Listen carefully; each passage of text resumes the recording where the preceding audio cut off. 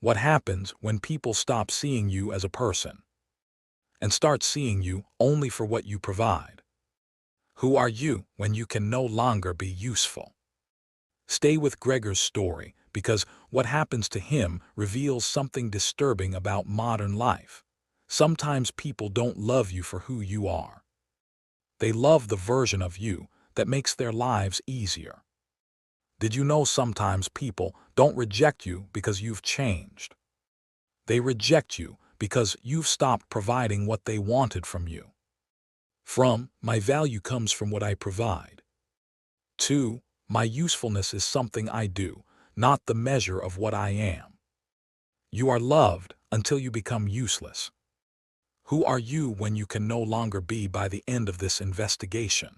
You'll understand why losing your usefulness can feel like losing your identity, and why that fear may already be influencing the way you work, love, and live.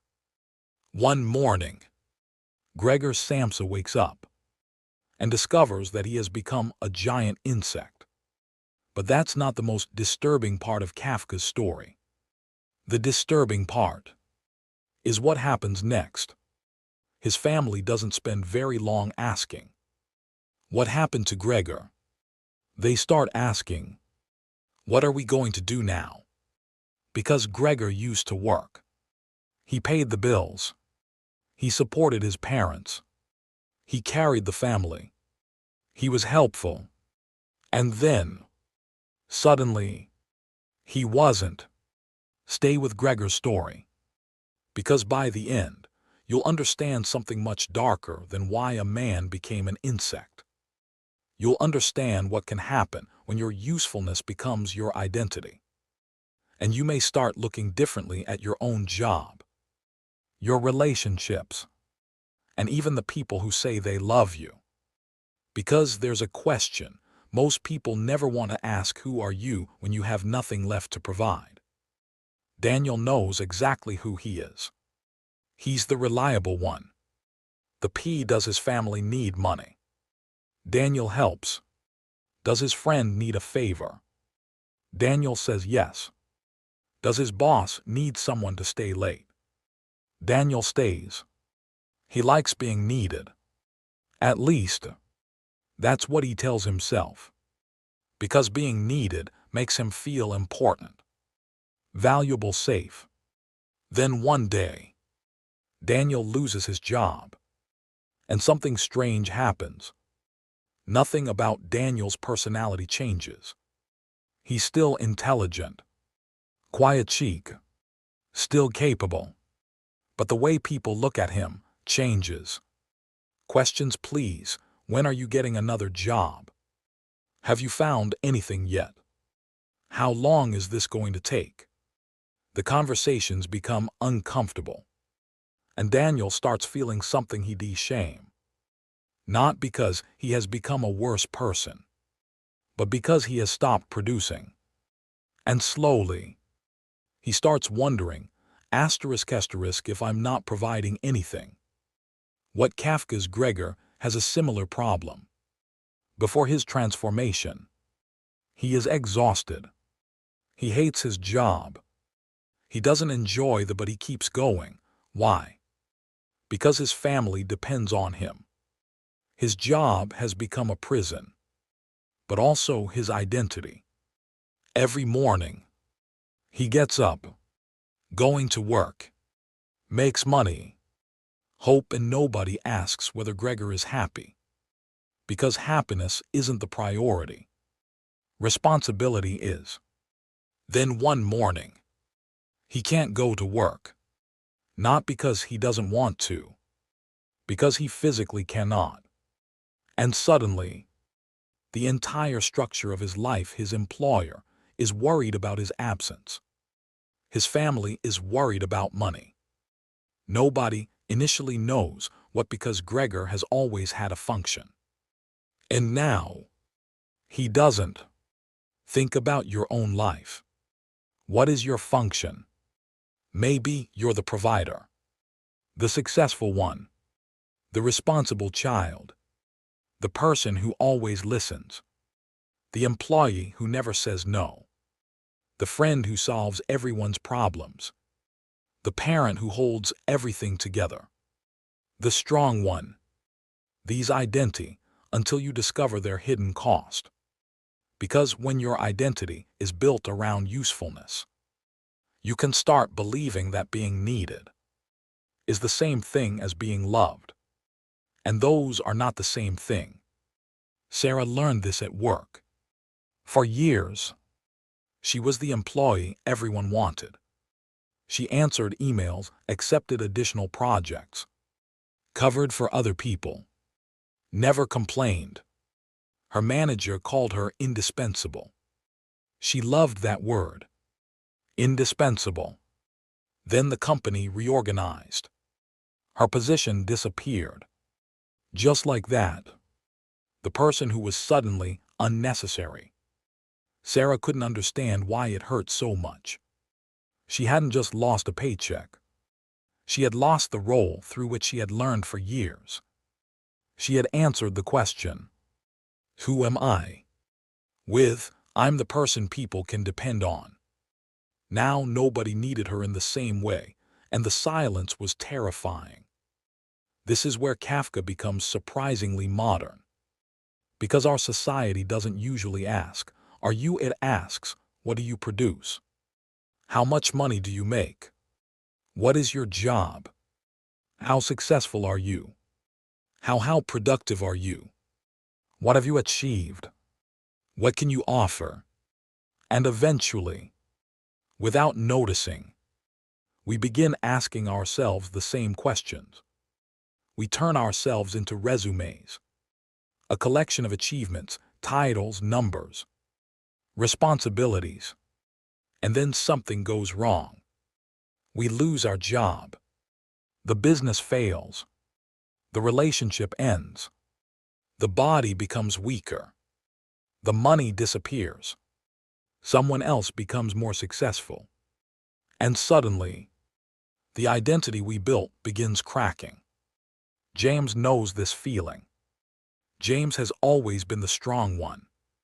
When his father became ill, James handled it. When his sister needed me, James helped. When his friends were struggling, James listened. He never needed anyone. Or at least, that's what everyone believed. Then James became the one who needed help. He couldn't work for a while. He couldn't solve everything. He couldn't carry everyone. And instead of feeling, he felt embarrassed. He had spent so long being useful that receiving felt like failure. That's the trap. Few dependence feels like humiliation. Gregor experiences something even more extreme. The family that depended on him now has to work. His father finds employment. His mother contributes. His sister begins taking responsibility. And slowly, something changes. At first, they feel sorry for Gregor, then frustrated, then exhausted, then resentful. And eventually, his presence itself becomes a problem. Not because Gregor has chosen to become a burden, but because the role he once occupied has disappeared. The provider has become the dependent, and the family doesn't know how to love the person without the function. That's the horror Kafka created. The insect isn't necessarily the real monster. The real horror is conditional human value. And notice something. Gregor himself begins. That's what makes the story so painful. He doesn't simply lose his place in the family. He begins losing his own sense of belonging. He hides. He withdraws. He becomes increasingly isolated. And eventually, he starts seeing his own existence as a burden. That's what happens when external rejection becomes internal identity. At first, someone tells you you're useless. Eventually, you start saying it to yourself. Duck the cage no longer needs a lid. Maybe you've experienced a smaller version of this.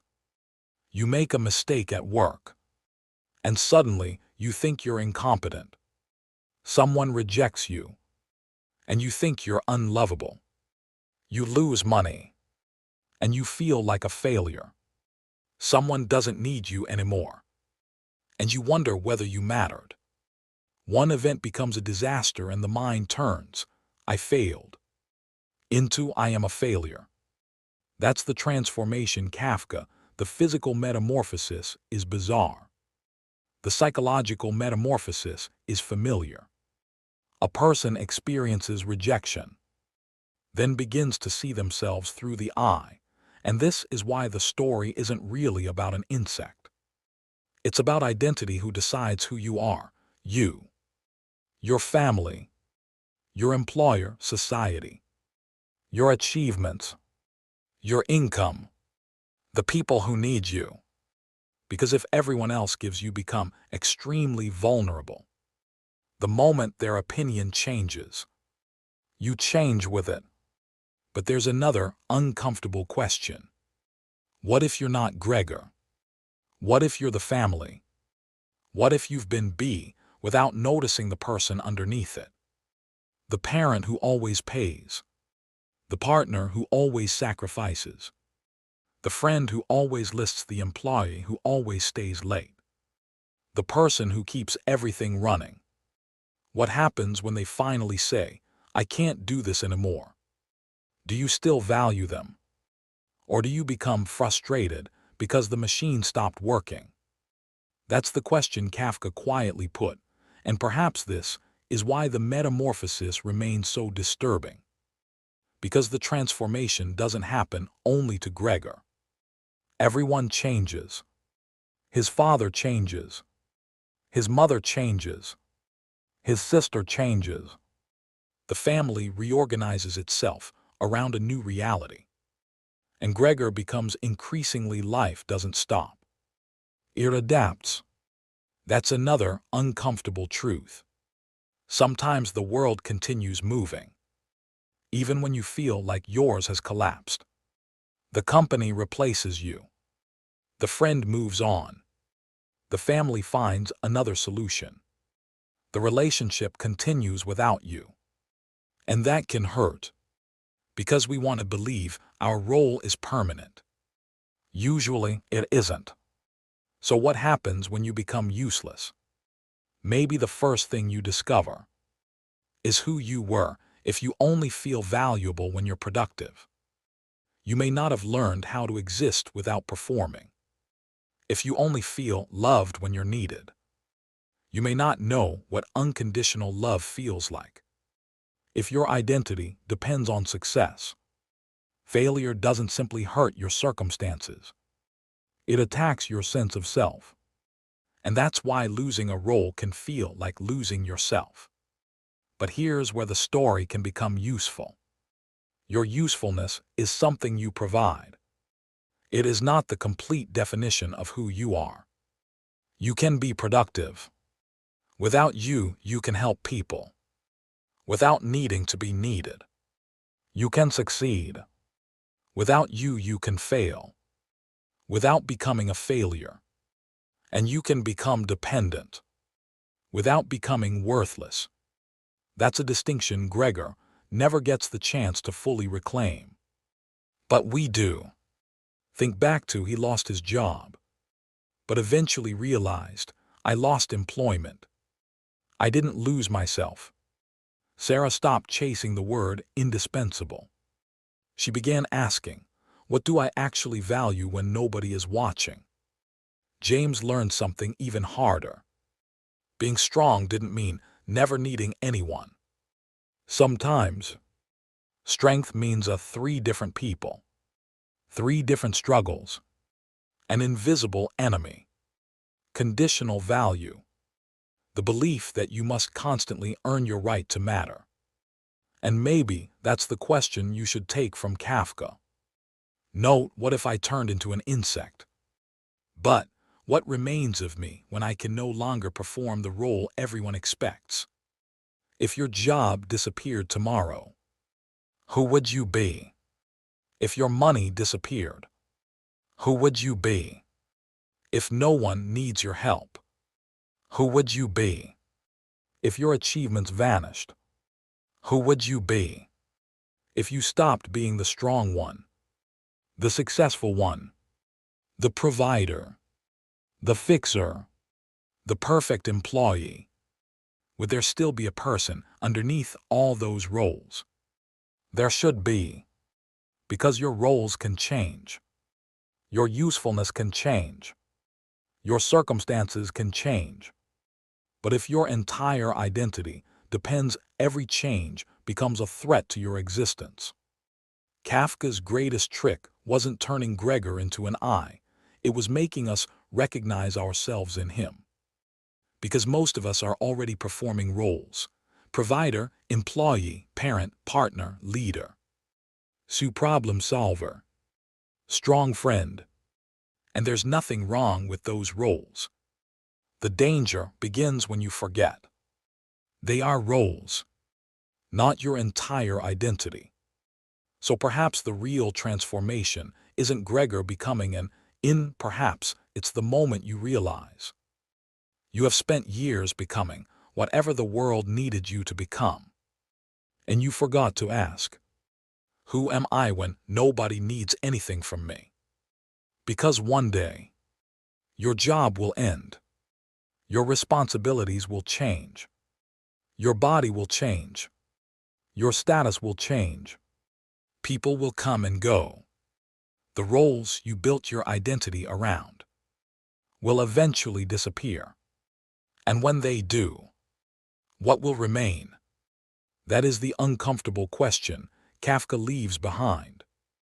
Not whether you are useful, not whether you're successful, not whether everyone needs you, but whether you know who you are when you have nothing left to prove. Because the most dangerous metamorphosis may not be becoming something you're not. It may be spending your entire life becoming useful, until you forget who you were without the usefulness. And maybe the person you need to meet is the one who was there all along. Before the job, before the expectations, before the performance, before the world told you what you had to be. That person doesn't need to earn their place. They don't need to justify their existence. They don't need to be useful to be worthy. They simply are. And perhaps the real work isn't becoming more valuable to others. It's remembering the value that was never yours to earn. So the next time you feel useless, don't panic. Don't rush to fill the void with more productivity. Don't scramble to prove you still matter. Instead, pause. Sit with the discomfort. And ask the question Gregor never got to answer. ***, who am I beneath the function? ***, because that's where your real life begins. Not in what you do, but in who you are. When there is nothing left to do. And that person has been waiting for you quietly, patiently, beneath every role you've ever played.